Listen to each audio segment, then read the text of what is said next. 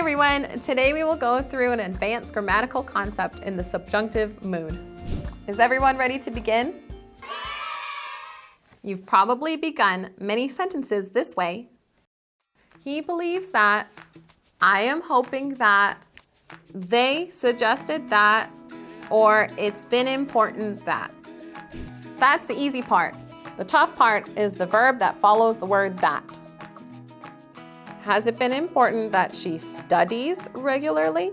Or has it been important that she study regularly? Here's what you need to remember when you're using a subjunctive conditional. Never conjugate the second verb, leave it in the present tense. Is everyone following along? Let's look at some examples. The gardener recommends that she plant oleanders. The boss was demanding that his employees be on time. It was essential that he study for his final exam.